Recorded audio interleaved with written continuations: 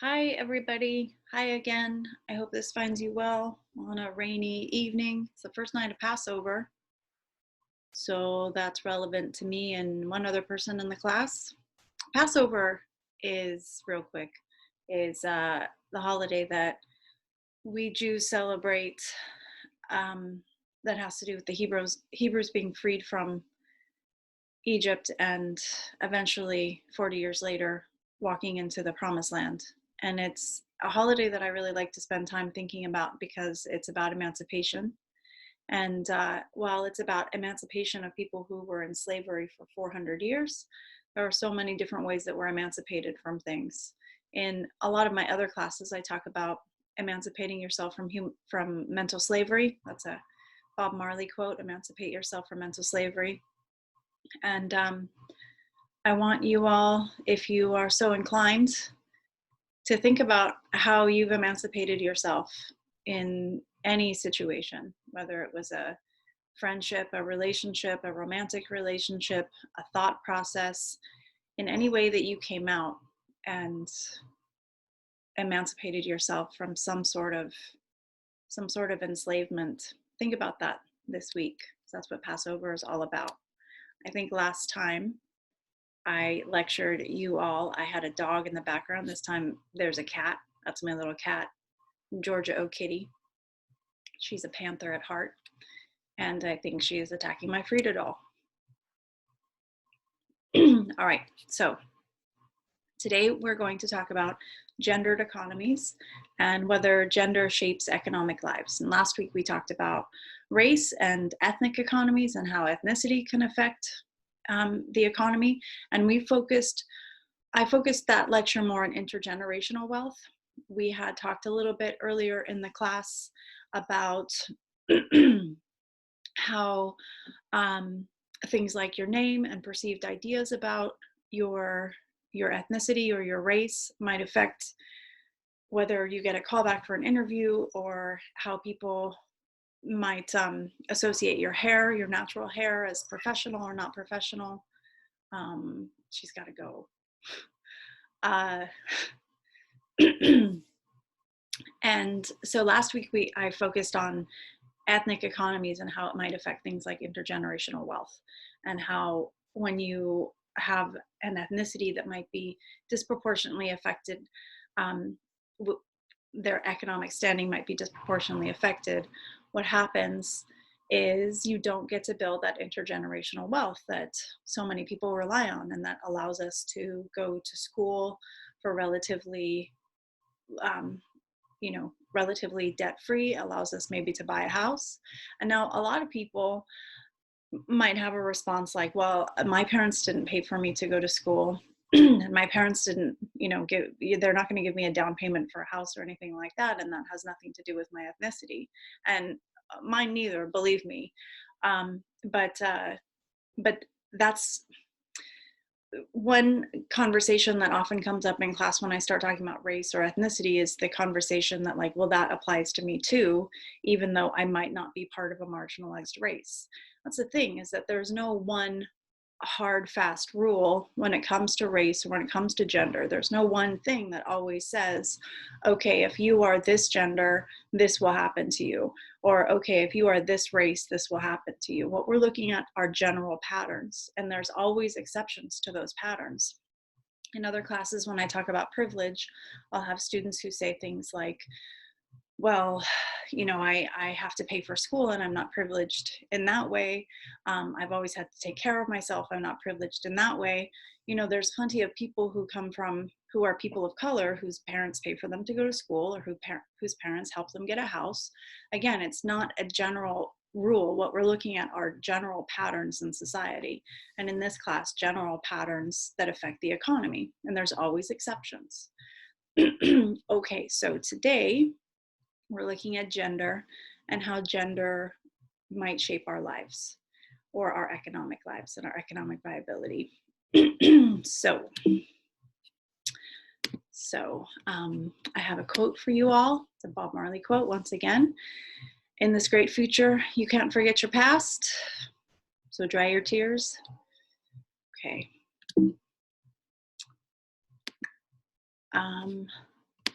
Move my face. All right.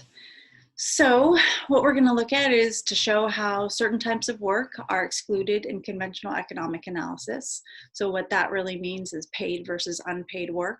Just like the environment, you know, we've talked about different ways. I'm going to take my glasses off because they're just reflecting the light.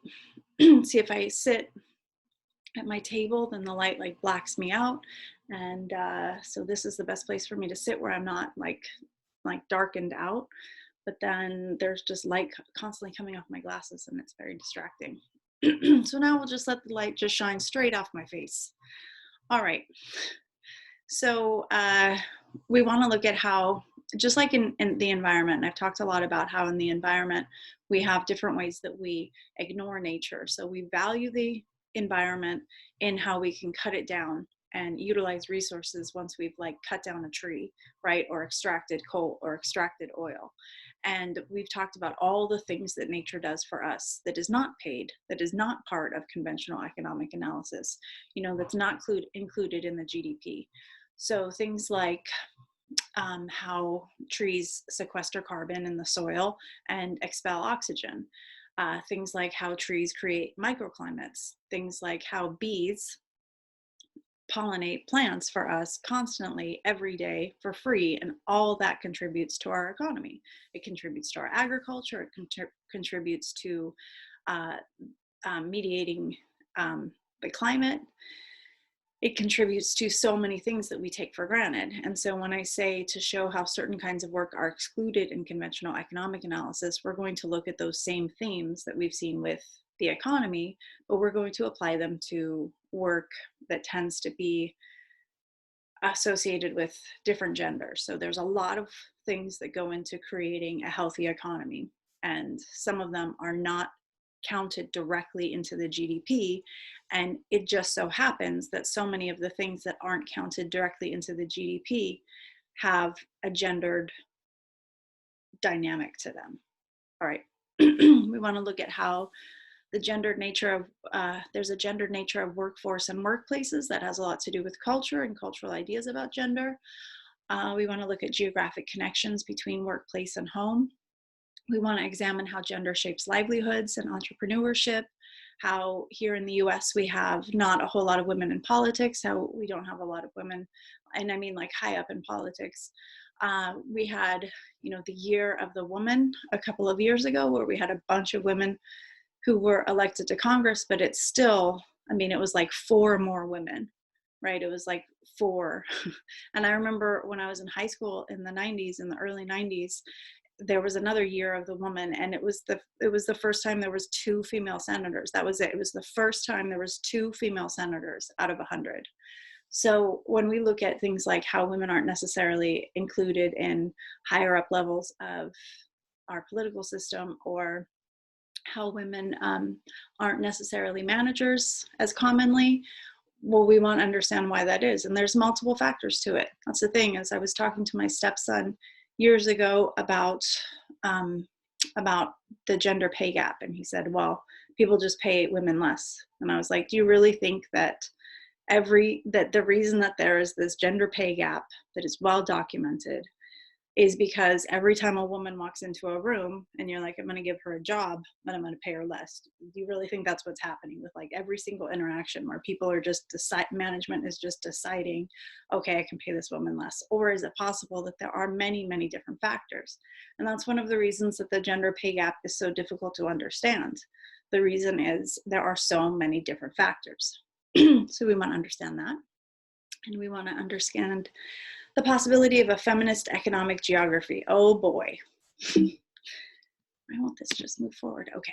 So what do I mean by work, how it's valued, and what falls outside of conventional definitions? Well, that's what I was just explaining, sort of like how we've talked a lot with the environment and how the environment is traditionally included in the economy.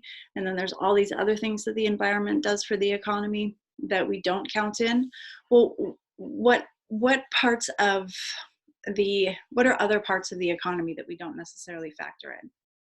So think about this. Think about like a very heteronormative 1950s household, where like so to prepare for this lecture, I've just been watching a whole lot of Mad Men. I'm just kidding. I've been watching Mad Men just because, not to prepare for this lecture. But if you've watched Mad Men, it's, about an advertising agency in the 1960s in New York. And the gender roles are just like so clear, where you have this very gendered workspace where the men are in management, the men have independence, right? The men have like way higher pay grade, and the women are all stuck in what we're going to refer to later as a pink ghetto, like jobs that have a very specific ceiling that you can't necessarily break through, like secretary or something like that. And so the way that we got away with that is we thought, well, a woman's value is not in the traditional economy. The woman's value is at home. A woman is supposed to get married. She's supposed to marry a man. She's supposed to take care of the household. She's supposed to have children. All of that is her job, and that's honorable, and et cetera, et cetera. Okay, so that's like a whole other conversation, whether that's a woman's job or not. But in that traditional setting, that setting of like the woman at home, being a housewife, making dinner, making a pot roast, having Bobby and Sally as her kids, all that kind of stuff, supporting the man. She's doing unpaid work that supports the paid economy. So if we imagine that traditional household setting where the woman is ironing the shirts and doing the laundry and doing all the grocery shopping and making sure that the household is taken care of, that just supports the person who is the paid laborer, the person who can now leave and doesn't have to worry about all of that household, all of those things in the household, right? That's that kind of conventional definition of the economy leaves this entire population, over half. Now realize that women are over half the population, right? There's always more women. Biologically, there's just more women. It has to do with the survival of our species. So if over half the population is performing unpaid labor that supports the person who's being paid, it still creates this economic dependence where this household figure who isn't paid, who's doing all the household work, is supporting the paid figure, but she is dependent on this dominant person who is being paid. And that creates an inherent imbalance of power. That imbalance of power being things like, okay, well, if I'm the one who's being paid, let's turn me into Don Draper in this moment. If I'm the one who's being paid, if it's my intelligence and my savviness that's bringing home this paycheck that allows you to stay in this household and take care of our kids and wear pretty dresses and stuff like that, well, I must be the intelligent person, the more powerful person, the person who really should be making the decisions in the household, who should be making the decisions for who's leading us. This imbalance of power between who is getting paid and who is subservient to that person. So like, while me, now I'm Betty Draper, me as Betty Draper, I might be supporting this figure, but I'm not actually able to lay claim to any of those finances. And if we look at that conventional definition, that household where the woman stayed home and wasn't paid, or if you had like a lower economic standing, if you were lower class family, then like the woman did go to work and she did have to bring home a paycheck, but it was usually the type of work that was valued less in the economy once again. So you still have that economic imbalance. That led to a whole lot of issues, and we'll talk about those issues in just a minute. But that was reflected, that whole expectation that the woman was to be taken care of by the man, that whole expectation led to all of these imbalances in the economy. For example, let's say we were part of that 1960 household where you have a woman who's dependent on the man going out and working. She wouldn't have been on her mortgage. She wouldn't have been on the title of that house. She wouldn't have been on the title of the car. She wouldn't have been able to open her own bank account. She wouldn't have been able to have a credit card. Not that people had that many credit cards in 1960, but once they did have credit cards, she wouldn't have been able to have her own credit card. That didn't start changing until the 1970s and really into the 1980s. So when we think about the conventional definitions of how work is valued in our economy, it already sets us up to be separated by gender, because those conventional definitions, these conventional definitions that value paid work, also value the work that men do over the traditional work that women do. And it inherently makes women dependent on men. And then that creates all these other issues with a woman's independence, a right to her own bank account, a right to uh, her own credit history, all of that stuff. And I probably don't have to point this out for you, but that kind of economic dependence can be very, very dangerous, because when you have, let's say that you're in a household and you're with an abusive spouse, if you have no economic independence, if you have no ability, you have no credit history, you have no even like rights to the household that you've been sharing, that you've been supporting this person when they've been going out to get their paycheck, and they've done so with iron shirts and with food waiting for them at the end of the day, you don't actually get to lay claim to any of the wealth that you've been accumulating. Now, people were allowed to get divorced, but that no fault divorce that we have today, and I know all about no fault divorce, that no fault divorce that allows you to get divorced because of irreconcilable differences, that divorce is something that came like is relatively new in our history here in the US. So you start to see, so Nevada had no fault divorce for a long time, and people would go to Nevada and get divorced in like the 1950s or the 1960s. They'd have to be there for 6 weeks. They'd have to set up residency, and then they could get divorced in a couple of weeks with no fault. But most states, or all other states at that time, and up until like through the 1980s, the 1980s is when states started to allow for no fault divorces more and more and more. But they still have these waiting periods. Like here in California, you can get a divorce because of irreconcilable differences, but you have to wait 6 months. So you put in for your divorce, you have to wait 6 months, and then a judge will rule on it. If we were in New York, it would be a year.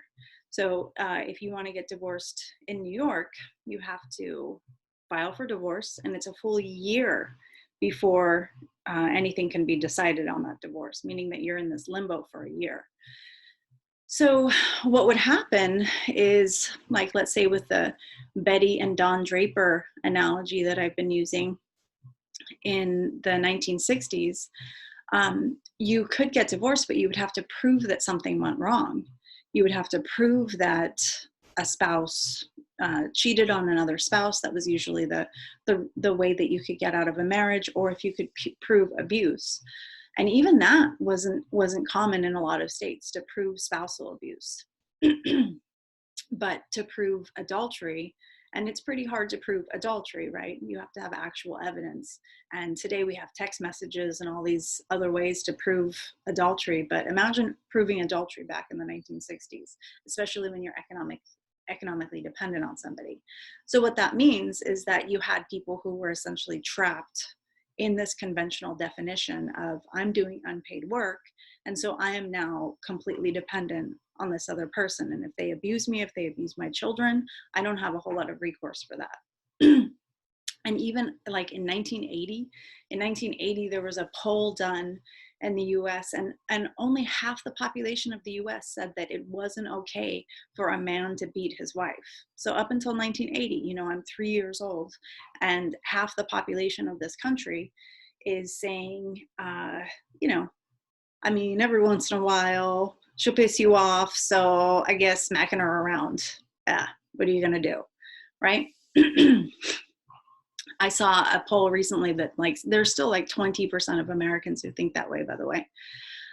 So the reason that I bring all of this up is because while I'm talking about things like marital relationships and the ability to get divorced, it's all linked to where we are in our economy. And it's not related, sorry, double negative. It's not related that as women have gained more access to the conventional economy, they've also gained more freedom in their personal life. So it's very much these two are associated, where we start to see women who have access to uh, more liberal ideas of divorce, access to credit, access to personal bank accounts, access to birth control. All of that lines up with women's access to the paid economy. If that makes sense. So the birth control pill, for example, becomes legal for married women in 1965 and legal for unmarried women in 1972. So birth control, not just the birth control pill, but birth control wasn't legal for single women to buy until 1972 here in this country. And so if you think about women's access to birth control, their ability to delay when they're going to have a child, plus their entrance into the conventional definition of the paid economy, and the increased access of women to things like credit and things like economic freedom and all of that, like those two very much line up with each other. So when we talk about something like gender in the economy, it's really impossible to separate gender in the economy from gender in culture. So where's this unpaid work performed? Well, like I said, if unpaid work is the support that we do, and I don't mean like we as like because I'm a woman, but the support that we, a population, might do in the home to support the person who is getting paid, who's part of the conventional economy, that would say that most of our unpaid work is performed at home. So think about, as women gained more and more access to the economy, and when we talk about women gaining access to the economy, we're talking about middle class women, and we're talking about wealthier women, because poor women, lower class women, have always worked in the paid economy. They haven't made very much money, but they've always been present in the paid economy, either as housekeepers, domestic workers, factory workers. But as we see more women from kind of every economic level gain access to the paid economy, what has that meant for that whole section of the unpaid labor that was done, right? So if women used to stay at home, if middle class women and upper class women would stay at home and do this unpaid work to support the person who is being paid, well, if now both parties, if we're looking at a heteronormative household with a man and a woman, if now both parties are leaving the house to do paid work, who is doing all that unpaid work? And so we can trace this increased access that women have had to the economy, to the conventional definition of paid work, with a rise in a demand for domestic work. So all of the work that middle class women basically used to do at home now has been commodified. So that unpaid work that used to fall on married women is now commodified. So an increase in demand for housekeepers, an increase in demand for nannies, for daycare, for childcare, for even senior care. If you think about like intergenerational households and how you might have your parents living with you as well as your children living with you. Well, back in the day, so much of that senior care would have been taken care of by the woman who was doing the unpaid work at home. Unlike today, where you might hire a nurse to be living with your mom right now. So let's see. And thank God for insurance for that. Okay, so unpaid work is performed. How does it? Oh, and another thing that I wanted to bring up with that commodification of the traditionally unpaid work, the work that was done in the household. So now that unpaid household work has been commodified, it's essentially been transferred into paid work that other people do. Most often, because of our conventional definitions and how gender roles really play into the type of work that we access in the paid world, if you can follow me,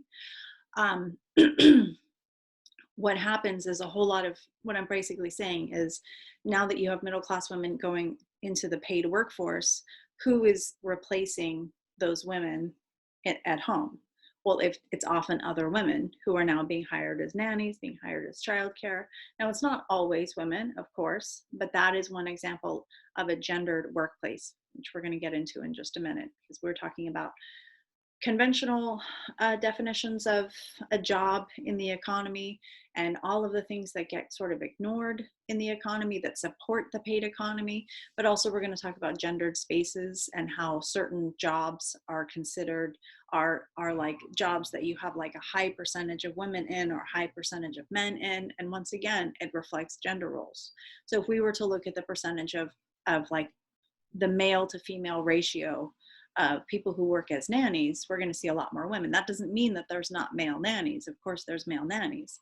That doesn't mean that there's not male preschool teachers or male elementary school teachers. But statistically, we're going to see a lot more women in those kinds of jobs. Same thing with housekeepers. And that doesn't mean that there's not male housekeepers. But because our gender roles in our culture tend to cross over into our economy, you're going to see that reflected in the things that we think of as female work, childcare, house care, stuff like that, versus male work. So this has led to a change in migration patterns as well. In the last 40 years, as we have commodified in the last 40 years, we have commodified the unpaid labor that used to be done in the household, childcare, housekeeping, stuff like that. We've actually seen this switch in migration. A lot of the people who fill those roles are people who come here from other countries.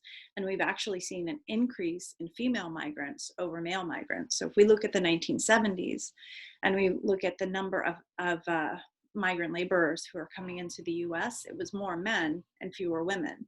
But it's actually flipped so that today there's more female migrants coming into the US than male migrants coming into the US. And when I talk about that, I'm not talking about the millionaire visas that, like, we talked about how you can come into a country earlier in the semester. We talked about like you can literally like buy your way into the country by promising to start a business there. We're going to see more men who get those kinds of visas.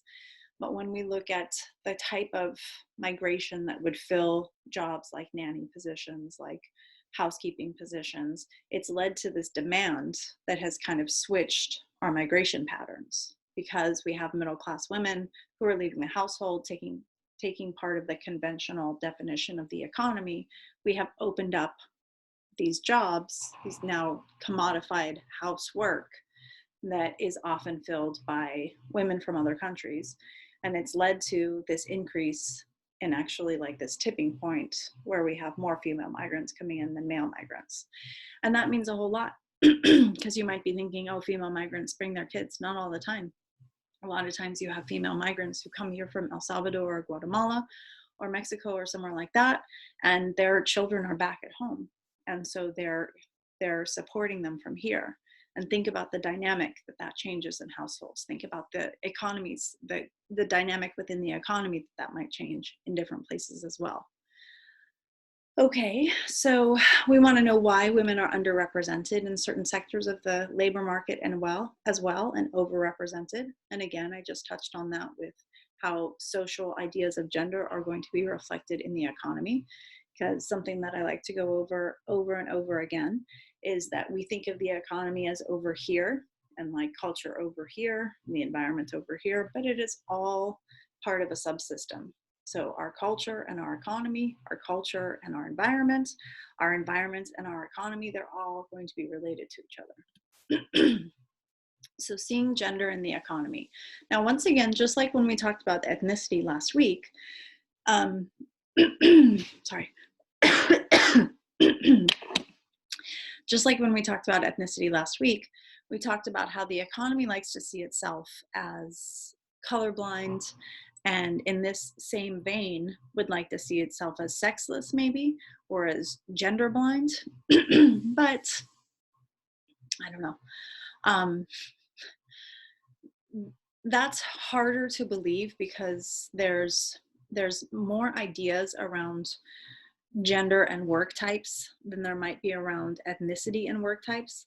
So while last week we talked about the colorblindness of the economy and how we kind of have this belief that as long as you work hard and pull yourself up by your bootstraps, you're going to succeed. And then I put into place all of these things that might cause a difference in our ability to succeed. I focused a lot on intergenerational wealth, but we also have talked about in the semester Things like you live in a crappy neighborhood, you have a crappy school, you're not necessarily going to have the financial resources or the grades coming out of that school, coming out of that neighborhood to go to a college. All of that is going to lead to a discrepancy in where ethnicities are represented in our economy. But gender is a little bit different in that we admittedly have gender roles. You know, people have ideas about what is masculine and what is feminine, and we stick to those a lot more than we might stick to ideas about ethnicities. It's not very common today to hear people say like, oh, this is what this ethnicity is good at, and this is what this ethnicity is good at. That's not really something that people would say anymore. I mean, I know people still say it, but fewer and fewer. It's not very woke to say that kind of thing, but it is still common to hear people kind of apply gender roles, maybe subtly with ideas about, you know, protector, or I don't know. You know, I hear people say that women have like more empathy, or women are more, what's the word when you, the word when you, are intuitive. That's something that I hear a lot, that, sorry. I hear that women are intuitive. And, you know, even though that's not like a horrific thing to say about somebody, it's still very much based in our ideas about gender roles, our ideas that like, that I hear it a lot with parents too. I hear parents kind of talk about like what is like how they reflect gender roles onto their children, and I don't know. I'm kind of dancing around something. I don't want to say too much, but essentially, we seem to be more comfortable placing ideas on how gender creates different types of attitudes, subsets of behavior than, let's say, with ethnicity, like we talked about last week. Does that make sense?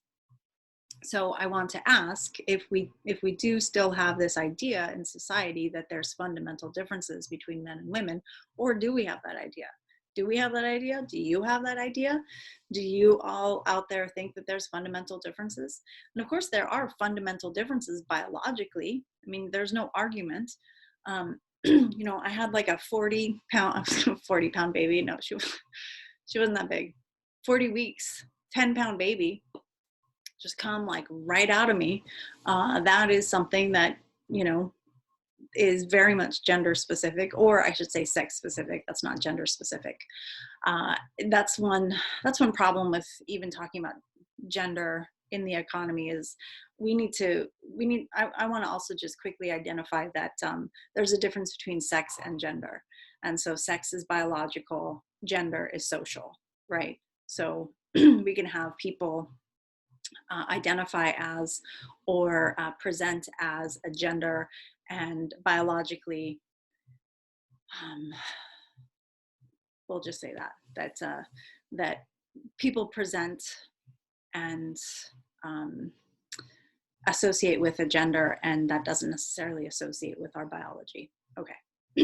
So there are, of course, fundamental differences between men and women that have to do with hormone levels, that have to do with you know, all kinds of stuff, right?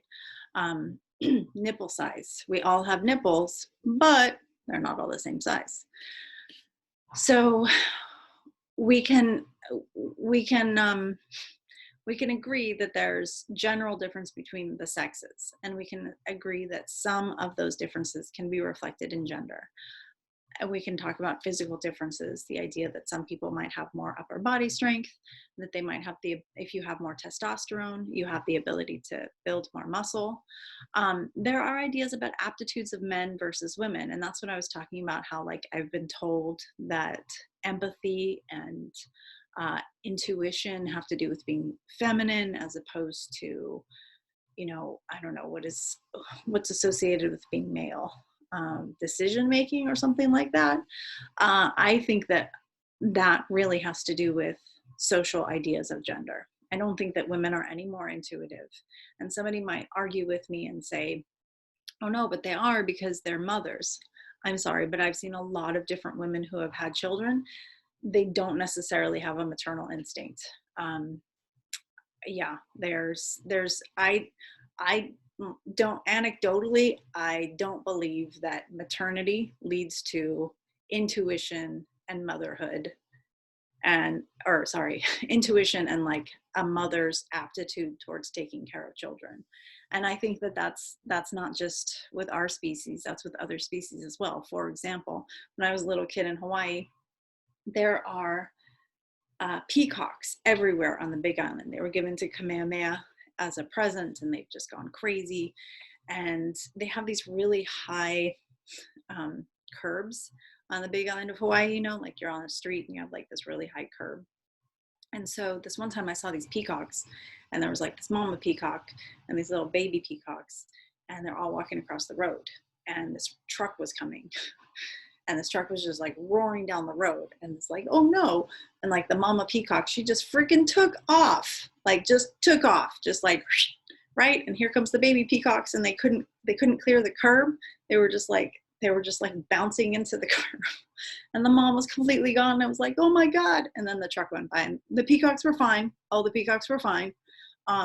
You know, this is the 1980s, so they're probably not fine anymore, but my point is that our ideas about maternal instinct, I think a whole lot of them are generated by society, and that you can be a good parent no matter what your gender is. Some fathers are better than mothers at parenting. Some mothers are better at parenting than fathers. I think that very much has to do with personality, with personal inclinations for empathy and stuff like that. But you can argue with me. You know, I love it when you argue with me. So please send me your ideas about aptitudes of men versus women and physical differences and how that might reflect in economic life. How can we explain why women are less represented in the upper echelons of the workforce and often paid less than men? Okay, well, that's something that's going to be very multifaceted.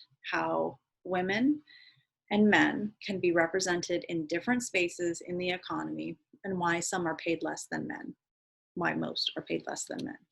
So let's look at this idea of the gender pay gap. And once again, with this lecture, I've posted a couple of TED Talks, a John Oliver piece on the gender pay gap.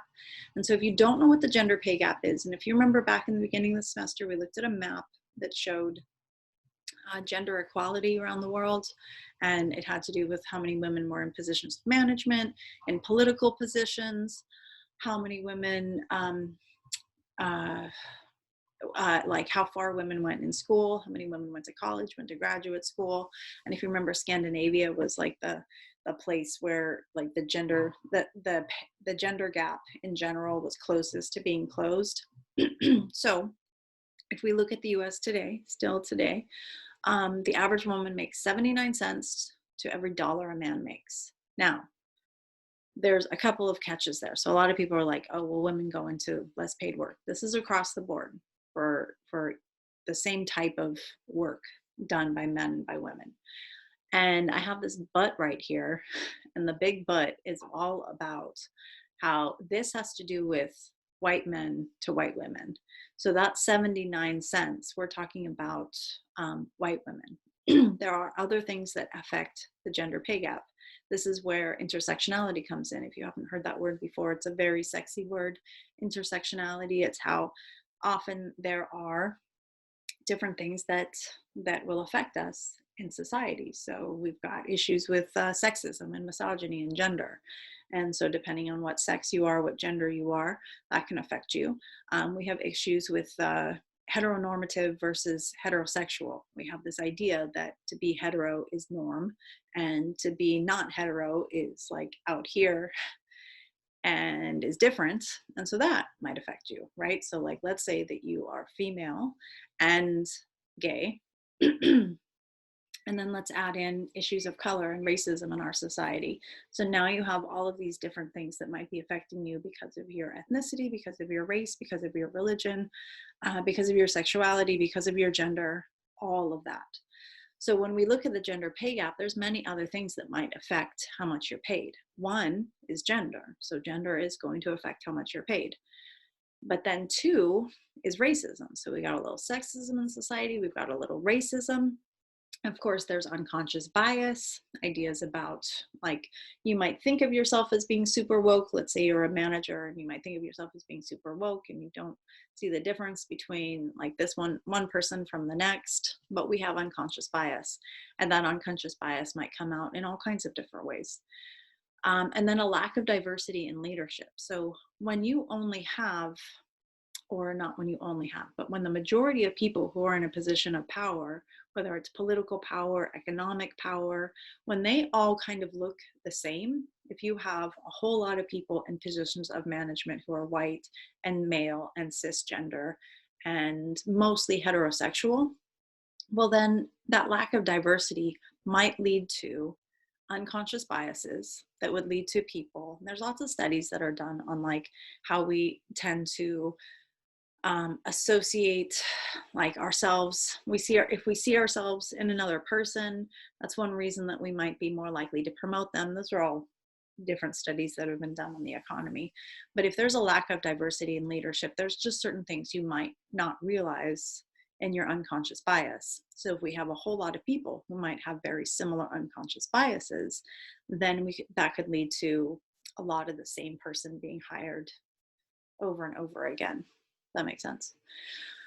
So we're going to come right back to the gender pay gap in just a minute, but there's many factors that affect us in how and why we're paid less if we're looking. So remember, there's a lot of things that might affect the gender pay gap.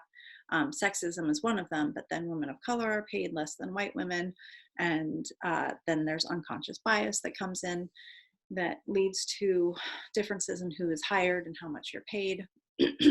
But just looking at the female aspect and why women might be paid less, one is reproduction. One is simply reproduction. So I'm not saying that a manager looks at you and they're like, I gotta pay her less because she's reproducing.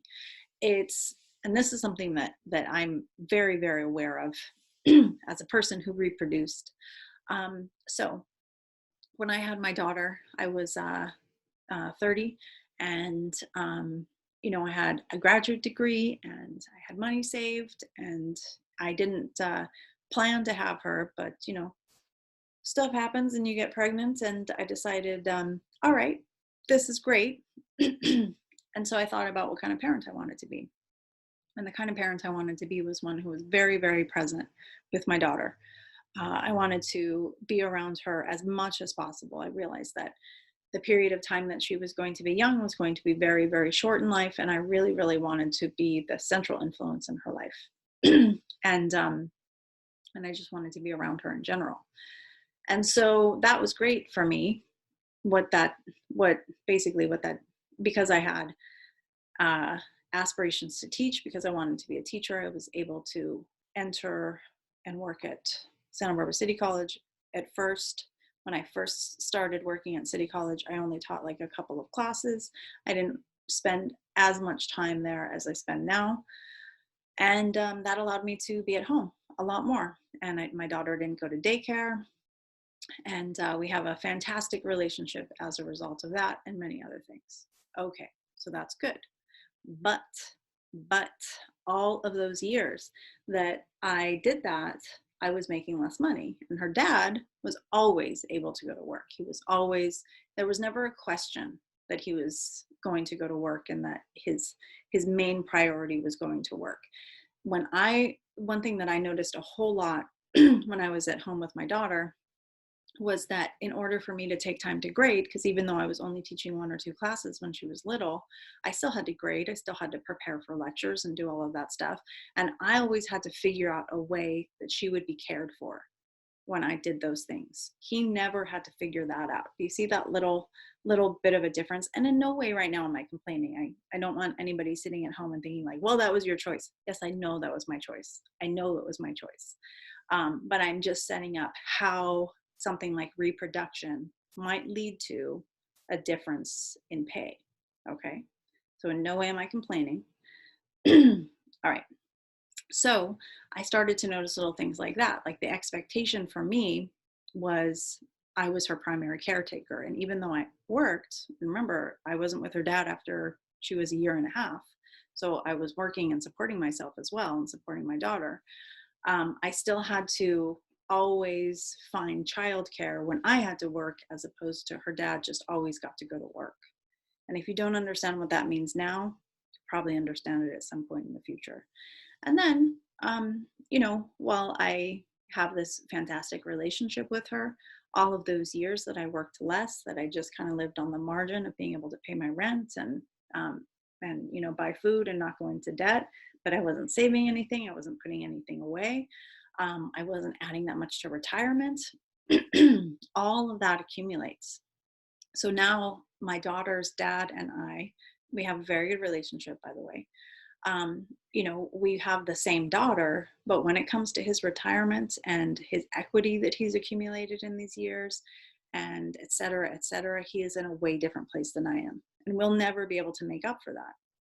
Now, he'll also never be able to make up for that lost time with his daughter, but I will never be able to make up for that lost time of my participation in the economy. Does that make sense? So imagine that I did that with one and then two kids. And so then we're looking at, instead of kind of a 5-year gap of my earning potential and what I'm putting into retirement and stuff like that, then we might be looking at a 10-year gap. And you start to see how reproduction leads to this kind of definitive difference in where a man might be financially, a man of the same age, maybe same educational background, as opposed to a woman. And once again, I made the choice to be at home with her more. The alternative would have been that I worked a whole lot and paid somebody else to take care of her. It's calling me right in the middle of this. We'll just ignore that. So, does that make sense? What I'm trying to say is like, I could have gone to work and earned more money, but then the sacrifice would have been not so much time with my daughter and somebody else being paid basically to take care of her. And that is the inevitable issue of reproduction. Now, as we know, there is just simply a difference in who can reproduce and who can't reproduce. That is just biological.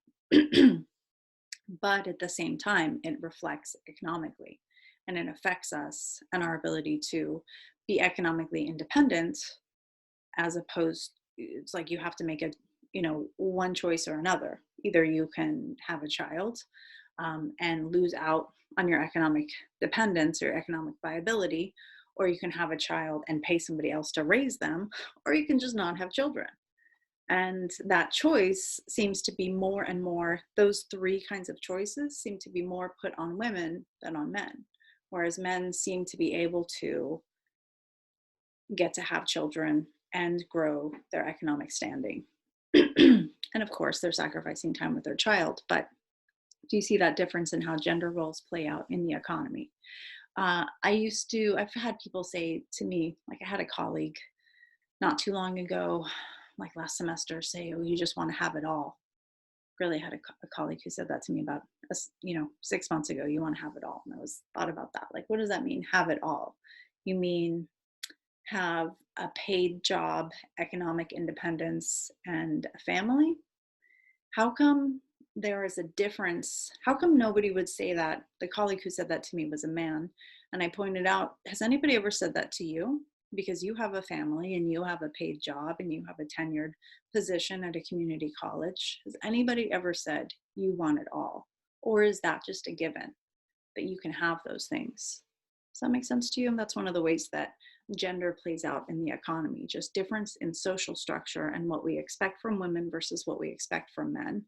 And if you watch, or you're supposed to watch, the John Oliver on the gender pay gap, there's a couple of different clips of people in like, in interviews and stuff, who are talking about like, well, if women just, don't have children and stay single and stay relatively young, well, they're going to make the same as men. But men don't have to make that same choice to stay always single and childless and always in their 30s to be at their optimal pay range. Yeah. All right. Socialization is another big factor. So socialization is a factor in basically how we interact in the work environment. So there's a lot of different ways we can look at this. One is kind of the idea that a man who comes into a boardroom and is like, I want you to do this right now. People might be like, oh, he has such great leadership skills. As opposed to a woman who comes into a boardroom, she's like, I want you to do this right now. People are like, what a bitch, right? So there might be differences in how we're socialized with how men are supposed to act and women are supposed to act. And if women are supposed to act in a certain way and they act, if we have an economy that values a type of leadership that tends to be thought of as masculine. So if we tend to think of certain traits as being masculine, and if we have an economy that values masculine traits, well, what happens when women step into that economy? What happens when women who are socialized to be feminine step into a place that has been created under ideas of valuing masculinity? What happens when women assume those masculine roles?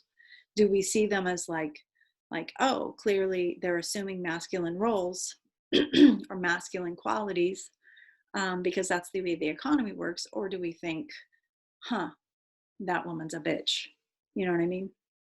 Does that make sense to you? So if we have an economy that very much uh, is built around this idea of patriarchal roles and this idea that like values masculinity, but when women act in that same way, that socialized way, that manner that we're socialized to think of as masculine, and in no way am I trying to say that being a leader or making like definitive, saying like you do this now or do this by tomorrow, in no way am I saying that that's actually masculine.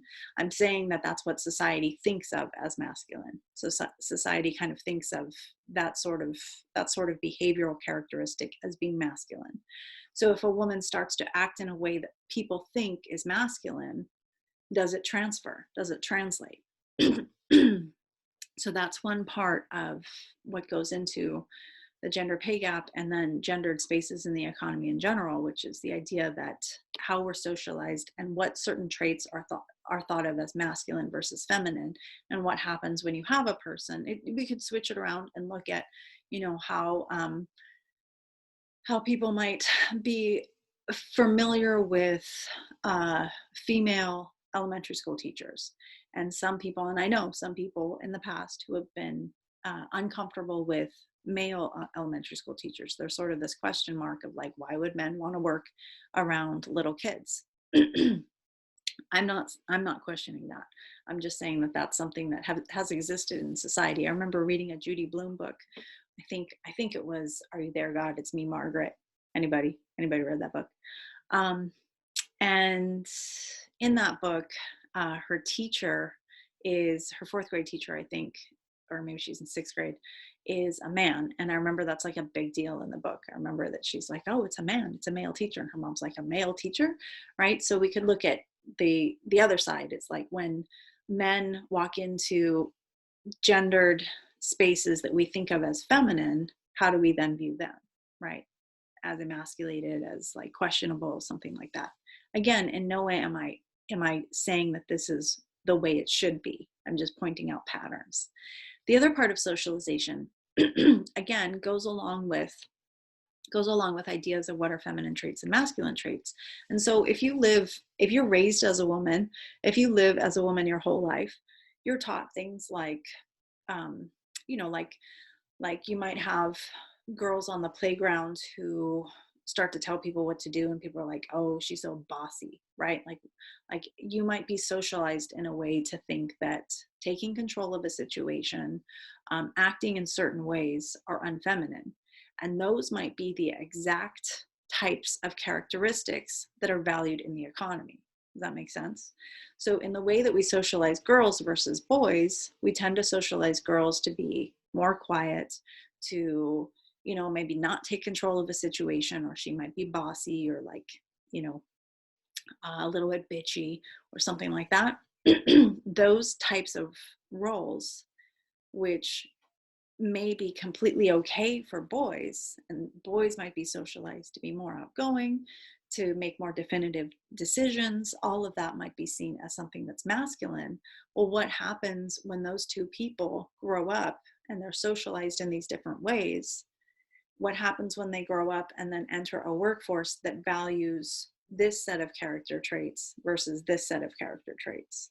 And that can play out in a lot of different ways. One of the main reasons that we see a gender pay gap is because, now this is different in different types of jobs, but in some jobs, you walk in, you interview, and then there's kind of a haggling that happens with how much you're going to get paid. And if you have been socialized to just be happy to be given a job, to think that your main role is really in the household, so now that I'm working in, the paid workforce, I'm just really excited to be given this opportunity, you might not say, you got to pay me $90,000 a year, right? You might have been socialized to think that you're already stepping out and wanting it all.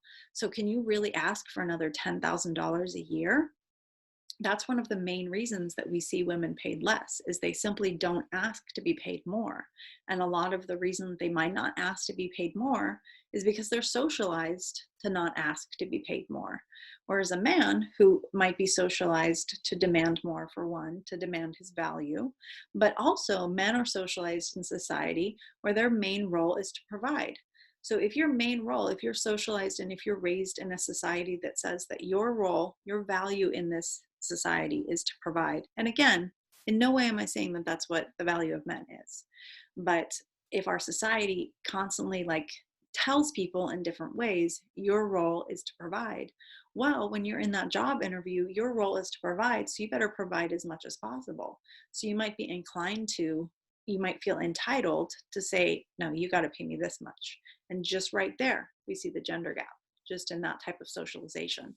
So there's a lot of different ways that socialization can affect how we're paid, how we're initially paid. And then there's unquantifiable social interactions. And what I mean by that is there's all kinds of things that goes back into the unconscious bias that we might have, unconscious bias that tells us why would this woman be asking for more? Or, she should just be happy that I'm giving her a job. That might be factoring into the person who is offering this other person a job. But then there's other things there's internalized misogyny. There's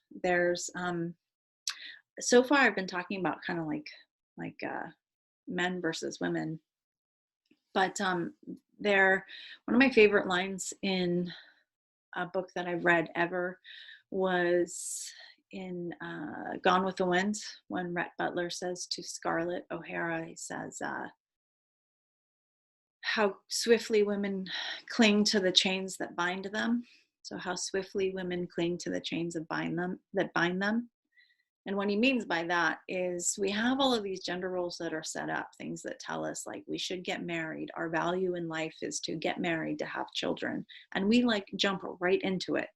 So what I mean by a lot of the unquantifiable social interactions, it has to do with what we as women might think our worth is. When we step into a job, when we step into the workforce, what we might be demanding, and how we might have internalized a lot of ideas about our gender and about our worth in the economy that might affect how much we demand for ourselves. And then there's also other things like how much sexism I see on a daily basis between women, how women can often cut each other down. I hear people refer to women as bitches or as whores, and women referring to other women in that way. And those types of social interactions can also affect. They can also, so what I was just describing is something that I might hear at school among a student population. But then think about how that might then play out in a workforce where, let's say, you only have 2 women in management positions, or 2 women who are now in, a high up position in a company. Do those women help each other out, or do they see each other as competition? And society has set women up to see each other as competition. So once again, when you look at social roles and how people are socialized, that then crosses into the economy. And so if we are raised to believe that we're competition for marriage, competition for attention, competition for whatever, that could then play out in the workforce as well. And that affects, so those types of unquantifiable social interactions. how we treat each other, how we have unconscious bias. And those unconscious biases, like I said, go further than just men and women. Women have unconscious biases about each other. Men have unconscious biases about each other. Men and women have unconscious biases about each other. And we want to be more and more aware of that because we want to lift everybody up.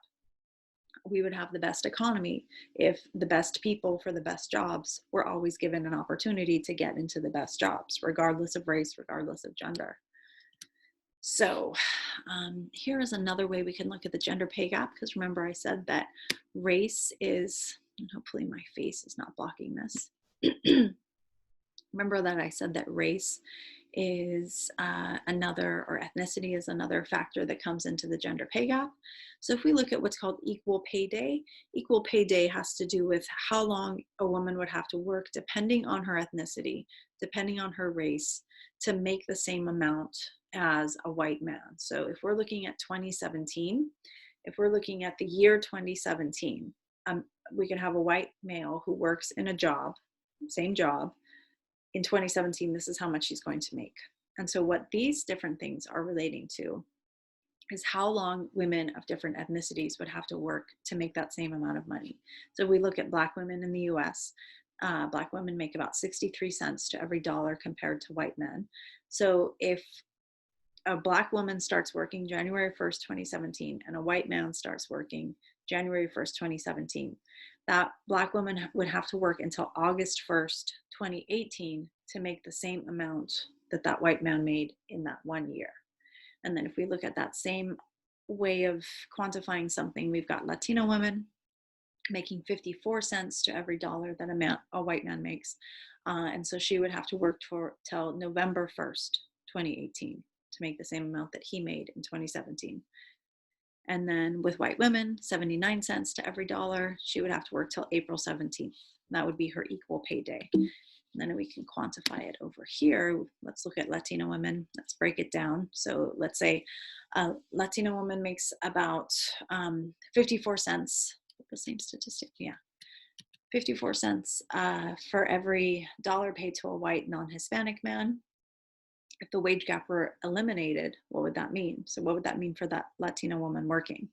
On average, she would work full-time year-round. She would have, so let's say that we took away the wage gap when it comes to gender and to race. So now you have a white man and a Latino woman, and they are working the same job and they're making the same amount of money. So how would that translate into her life? That would mean that she would have 3 additional years of childcare to pay for with that equal pay. She would have 3 more years of tuition and fees for a 4-year public university, or the full cost of tuition for a 2-year community college. Now think about what that means for things like if you had to borrow money to go to school, if you're sending your children to school. Think about what that says about the cycle of poverty that might be increased or decreased depending on ethnicity and gender. And then she would spend 193 more weeks, or sorry, there would be 193 more weeks of food for her family. That's almost 4 years worth of food. Nearly 18 additional months of mortgage and utility payments, or more than 2 additional years of rent that she would be able to pay. So when we're looking at the gender pay gap, it is really good to break it down in different ways. One, we can break down the pure numbers, but what does that mean? What does that mean for hours worked? What it means is because you're female and because you're a person of color, you simply are going to be taxed more. You're going to have to work that much longer to be able to pay the same mortgage, to be able to pay for the same university. You can go to the same college as somebody, but in terms of years, it's going to cost you to pay off that college tuition simply because of your gender and because of your ethnicity. You're going to have to work that much more. You're going to have to work that much more for your mortgage. Even though you have the same mortgage, you might have the same house, you're still going to have that 18 additional months that you're paying into because of that amount of extra work that you're doing because of that less pay. And so when we talk about the cycle of poverty, when we talk about the ability for, if we talk about issues with domestic violence, if we talk about different issues that might affect women in different ways than men, all of this gender pay gap, like breaking down this gender pay gap would make such a huge difference in creating a more equitable society, in creating a society where people had more charge of their life, had more independence in their life, had more ability to break the cycle of poverty as a result of their work. And once again, this goes back to the idea that pulling yourself up by your bootstraps when you don't have any boots, that's what Martin Luther King said. If you remember, I said that quote last week. Really, it really doesn't, it's really not quantifiable if you don't have the boots. And that's what we're talking about here. It's not having the boots. Make sense? Okay. So here is another way we can look at the gender pay gap. So this is the gender pay gap depending on types of work. So if we have women who are working in finance and insurance and men who are working, and by the way, that's where we see the biggest gender pay gap is in finance and in insurance. Now think about why that would be. Why would we see the biggest gender pay gap in finance? There's a lot of different reasons that we might see that, but that is, there's many different things that go into that. Okay, so working in finance, finance is what we could call a very masculine part of our society. So if finance tends to be set up in a social structure that mirrors ideas about the value of masculinity in society, well, then you can already see how like socialization and things like that might affect your ability to get paid more in finance. And then finance really values your constant work. So the idea of taking any kind of like maternity leave or a couple of years that you want to spend with your child, that is not going to be valued. That's not going to be rewarded in finance. And, you know, I understand that there's economic reason behind that finance doesn't continue if you don't have people constantly working at it. I understand that. But at the same time, what we see is this huge gender pay gap there. And then in education, that's nice. We see men making that's one of the top tiers where you see men making more. Now, why would that be? Why do you think? Why would education be something? Because education is what we tend to think of education as being a female space. And so what this is reflecting the difference on is how many educators there are who are female in a college and in a university, and how many educators are in an elementary school. And so if you're working in a college or university, depending on the college or university, your ability to make a whole lot more money as a result of being in comparison to being an elementary school teacher. That's one of the reasons that we're seeing this. So what we're seeing is a discrepancy in what men and women are paid in education, but it's also reflecting how there are gendered spaces within education. And there tend to be more women working in elementary education and more men working in college education. And there's a difference in how those two are paid.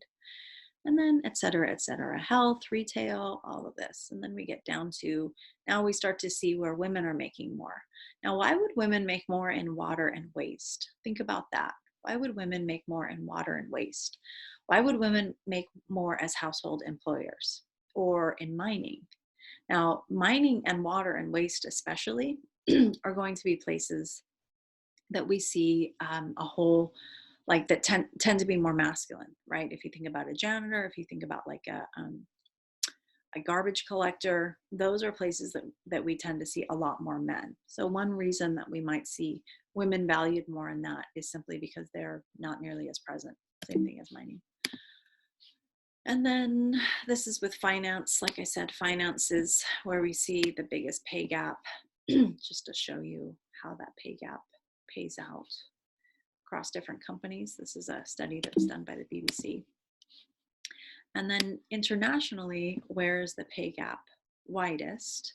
South Korea, Japan, Chile, Canada, the US, the United Kingdom, Australia, interestingly enough, factoring in lower than the UK, and then Greece all the way down here.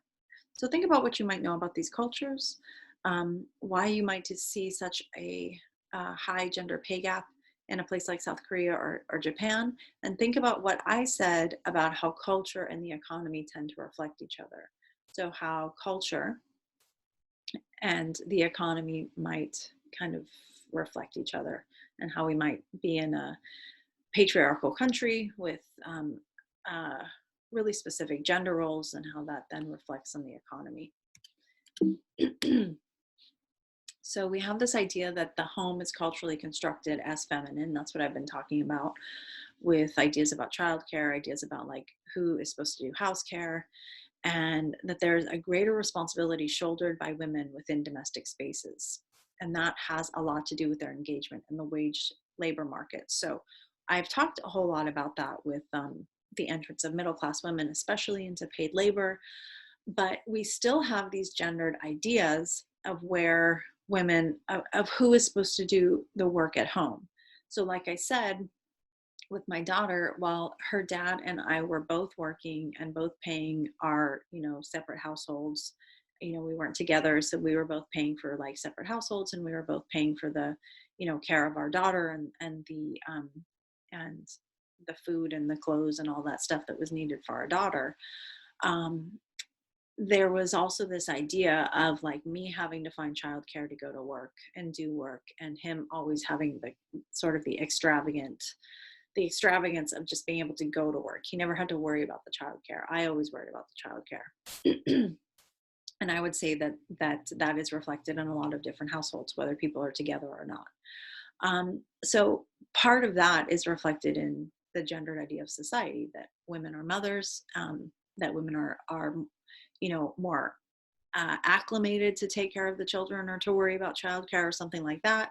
Same thing if we look at cooking, if we look at cleaning, and then cooking inevitably leads to grocery shopping, and et cetera, how we have these sort of gendered ideas about who's supposed to do those things. And in no way am I saying this is across the board and that every household is like that. I know, just like I said at the beginning of this lecture, that there's exceptions, but what we're looking at are general patterns. And then there's also this idea of what we call the mental load. So this is something that I've seen talked about recently, this idea of the mental load. And that is when you live in a household, when you have, let's say you have your mortgage, you have your bills, you have insurance, property taxes are coming up in a couple of days. They need to be paid by the 10th. You have groceries that need to be bought. And then if you throw kids in there, you might have childcare. You might have like soccer after school, Girl Scouts, all that stuff. The mental load is the idea that somebody's keeping track of all of that. So, there's different households have different ways of doing that. Maybe somebody has an Excel sheet. They have like a Google Calendar that they share among the entire household or whatever. But what tends to happen is that there's one person who kind of keeps all that stuff in their head. It's just easier that way. Believe me, I know it's just easier to have one person who knows like this happens on Tuesday, this happens on Wednesday, this needs to be paid by the 10th, et cetera, et cetera. And that idea of like who keeps track of those things in the household is referred to as the mental load. And that is disproportionately put on women. So women in the household tend to carry what we call the mental load being the person who knows like that you need cat food, and that Saturday is like the blah, blah, blah, blah, right? Associating women with domestic work means certain jobs, places become coded as feminine. And that's what I was talking about with like elementary schools. Early childhood education tends to be coded as feminine. But then also you could look at like secretarial pools or nursing, right? I've dated a whole lot of nurses. And when I say that, when I talk about nurses that I've dated, I always leave out the gender of the person, because I've dated lots of different types of nurses. And I always think it's funny that when I start talking about nurses, people always assume that they're female. Or when I talk about I often will, like when I'm talking to people, will leave gender out of certain jobs, and I'll see kind of like what people assume, and over and over and over again. Now, of course, we're changing. There was this old joke. I don't know if it was a joke, but it was a way of like telling if you were sexist or not, which was a riddle or whatever. It went like this, if you've never heard this before. Okay, so a man and his son get into a car accident. The man dies on the site. The son is taken to the hospital, and the doctor gets to the son and says, I can't take care of this. I can't operate on this person. They're my son. Who is the doctor? I remember my uncle asking me this. I was like, it's his mom. Hello. But apparently some people stumble on that. They're like, oh, who could the doctor be? Because the dad died, right? So who else? What could it be? I mean, really? Does that really stump people? Anyway, those are different ways that you can kind of figure out how we have gendered ideas around like certain roles in society and certain jobs. How certain jobs we think like, oh, that's going to be a dude in that job, or oh, that's that's going to be a woman. That's yeah, whatever. So those differences then can relate to economic life and cultures around the world, for one, but also the value of pay and the way that, like, let's say you have a company and that company is like a multi-million-dollar company, and roles within that company, you have all kinds of people doing jobs that are all contributing to the success of that company, but some might be valued more because of that gendered space.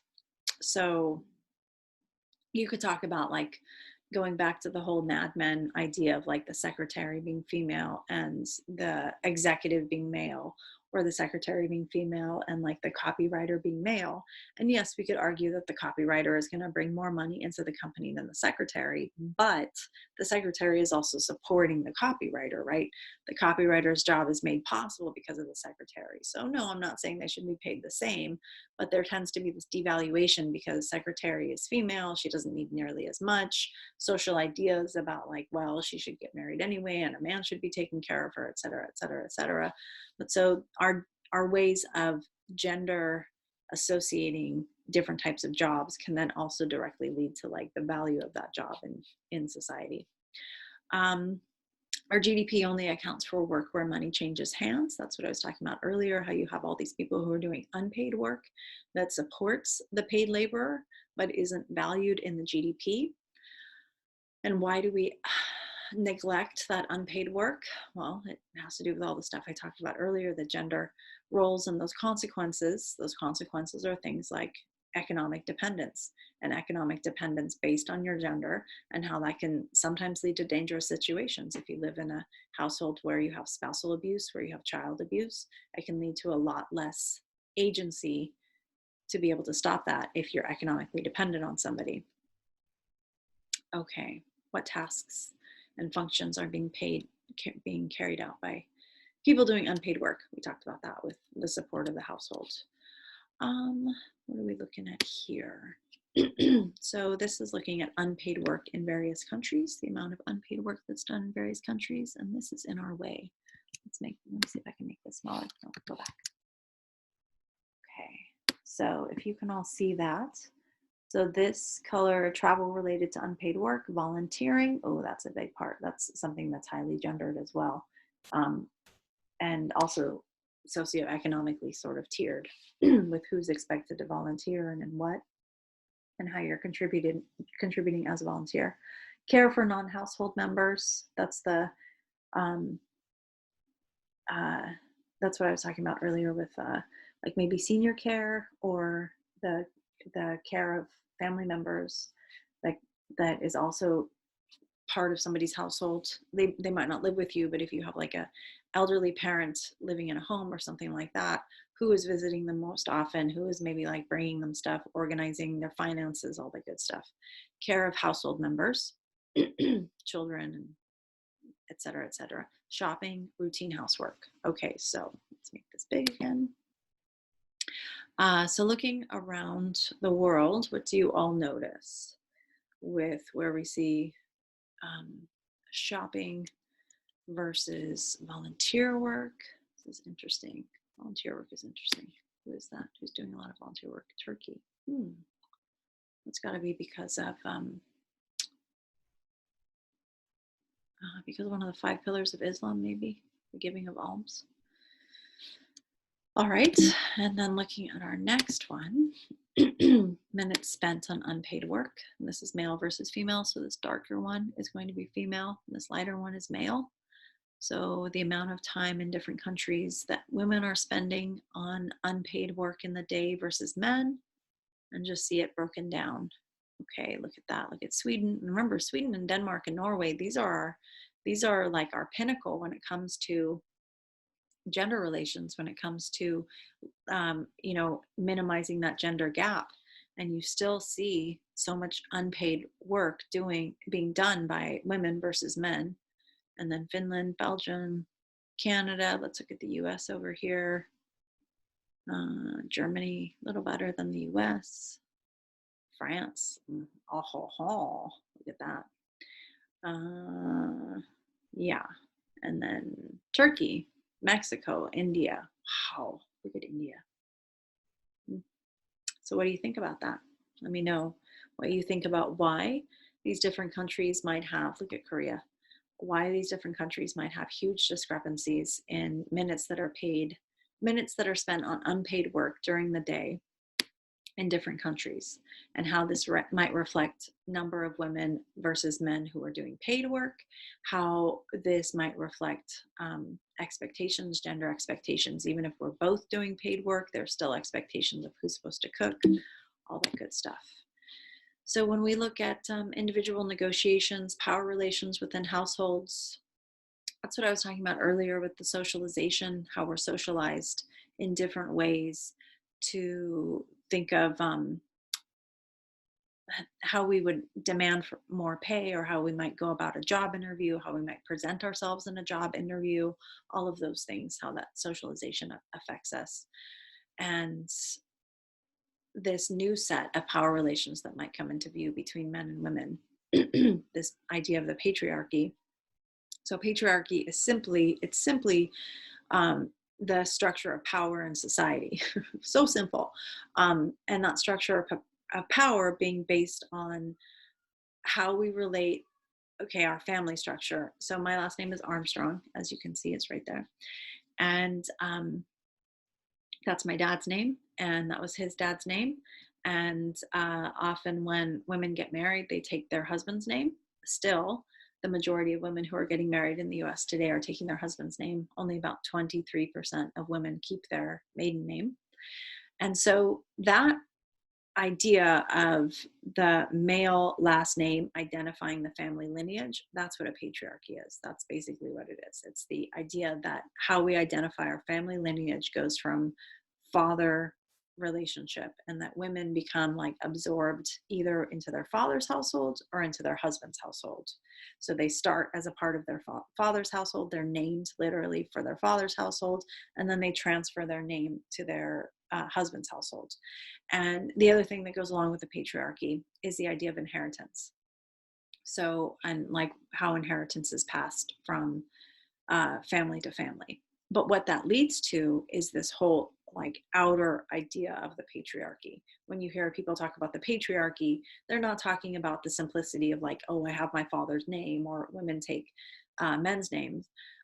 What they're talking about is a power structure. And can you see how that structure of taking a name and passing it down through a male lineage, and also inheritance being passed? And I'm not saying that inheritance is passed any longer from like man, father to son, but that's the original idea of the patriarchy, is that inheritance goes father to son, father to son.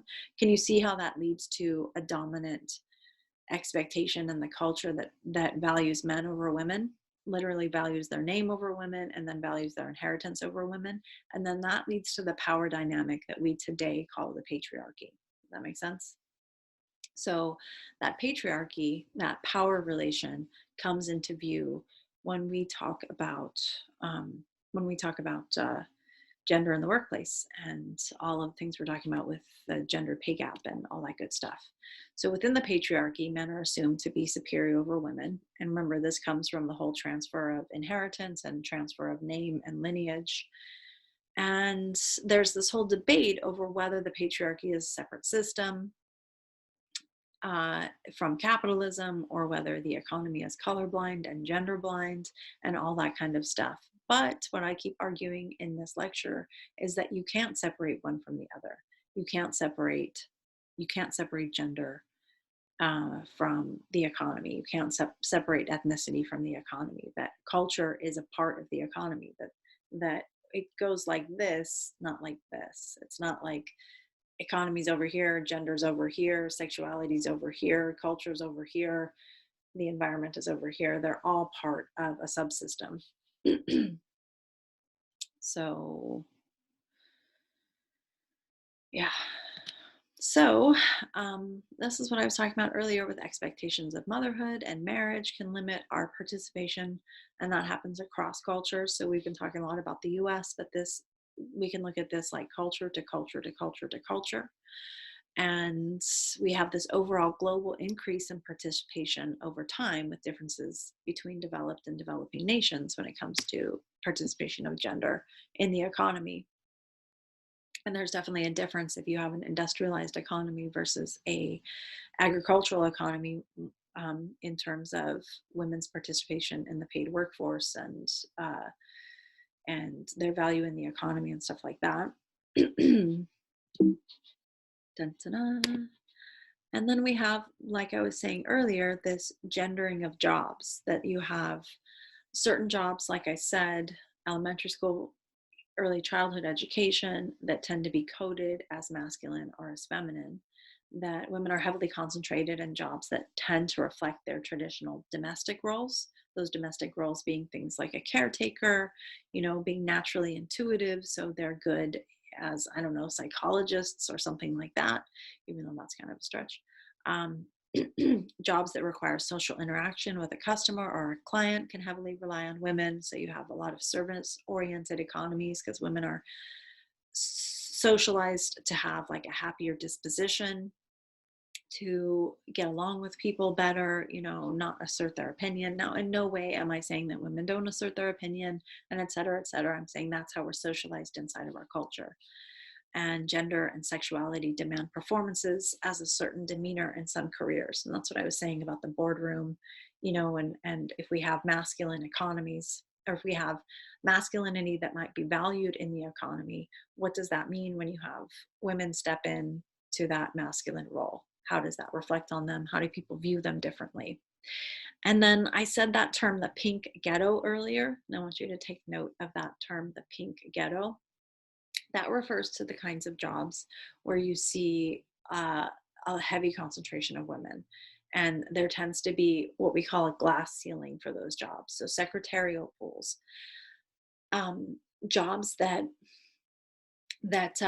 won't necessarily allow you to advance in power, either if it's in public versus private enterprise. There are certain jobs, like a secretary, it's kind of hard to advance and like move your way up, as opposed to if you're in a different position in a company that allows you to kind of like move up through the rungs of power so that you can eventually possibly control that entire company. There's not really that route for a secretarial position, and a secretarial position tends to be a gendered job. That's just one example. You can also look at how a lot of uh, how a lot of administrators in education have tended to be male for a very long time. And that again has to do with the entrance of who was chosen as an administrator. So if we were to look at women who performed secretarial jobs or administrative assistant jobs inside educational institutions, so administrative assistant jobs, secretarial jobs tended to be female, whereas management positions in education tended to be male. And those management positions allowed you to become principal, allowed you to become superintendent, whereas those secretarial positions, those office work positions, didn't allow you to make that jump into administration, which meant that, for a very long time, the people who have been making the very big decisions about our educational institutions have tended to be male because of that pathway. And when we think about that, there's nothing wrong with men making rules for educational institutions. What's wrong is when we don't have a diversity and a complexity of who is in those positions of power, because we all know that we have very different experiences depending on all kinds of different factors, socioeconomic factors, household factors, the kind of household that we might have grown up in, gender, sexuality, ethnicity, all of those things give us a different perspective. So we want as many different perspectives in as many different places in the economy so that we can have an economy that is accessible and that also sees every participant in that economy. And only when we have like a real multiplicity of voices and diversity in every level of our economy, no matter if it's gender, no matter if it's ethnicity, no matter if it's socioeconomic background, whatever it is, we want people with different perspectives all over the economy. That way we can really see an economy that serves everybody. So that's where we're going to end with our discussion on gender. I hope you found it interesting at the very least. Please email me with any questions or any discussion points you want to bring up, and watch the videos that I post along with this lecture. And we will be back next week, and we will be talking about consumption. Yay, consumption. Okay, so how do I stop?